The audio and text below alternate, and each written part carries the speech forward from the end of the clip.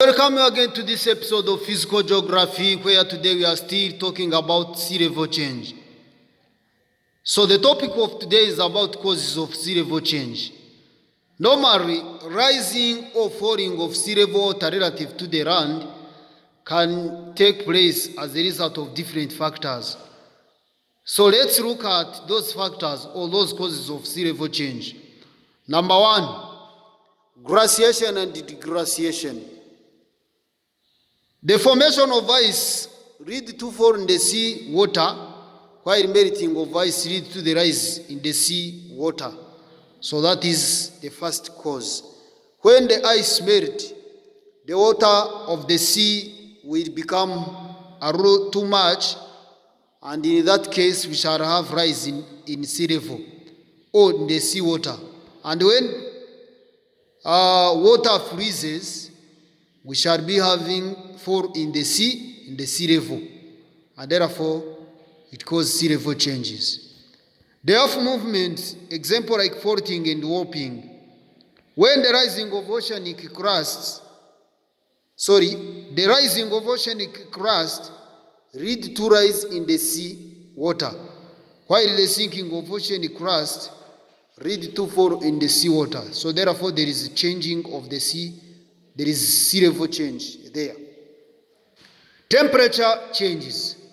High temperature resulting to high rate of evaporation. This leads to fall in the sea level, while the moderate temperature leads to the rise in the sea level because of rainfall formation. So meaning that high temperature reduces the amount of water in the sea, and this will lead to fall in the sea level, while the moderate temperature will lead to the increase in the amount of water in the sea level, and therefore this will indicate the changing of the sea level water. Then we go to precipitation. The cause number 4, precipitation. Remember, we are still on the causes of sea level change. Precipitation. Prolonged heavy rainfall causes rise in the sea level, while prolonged drought leads to fall in the sea level. So meaning that when the rainfall is too much, it will produce a lot of water that will flow toward the sea, and this will cause the rise in the sea level. And when the rainfall is too low or little, so the sea level will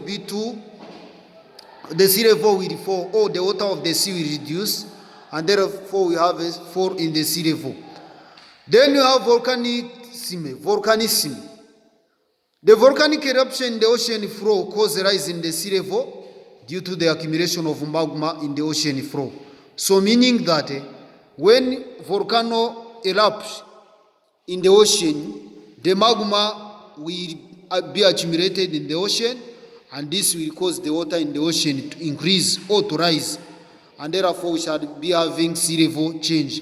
Sedimentation by rivers. Deposition by rivers in the ocean and the sea reduce the depth of the sea, and the water will be displaced and forced to move upwards. So meaning that when the river is flowing toward the sea and powers the water in the sea, it will bring some deposits or depositional materials in the sea, and this will cause the water of the sea to rise, because the deposits it occupy the places where the water would occupy, and therefore this will cause the rise in the sea level water. Let's go to the cause number 7. The cause number 7, moving of heavy objects. Moving of heavy objects like ships and marine animals lead to rise in the sea level. So when big vessels or ships are moving in the ocean, this will cause the water of the ocean to rise. And when big animals like hippos and crocodile are moving into the ocean or into the sea, this will cause the water of the sea to rise. Then cause number 8, catastrophic events like earthquake and landslide cause rise in the sea level. So meaning that when the landslide takes place at the coastal land, the land masses will fall into the water, and this will cause the water of the sea to rise.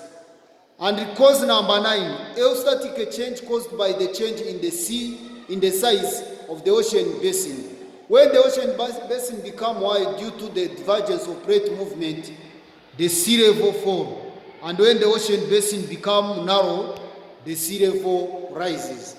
So therefore, those are 9 causes of the sea level change. Thank you very much for watching this video. Don't forget to subscribe.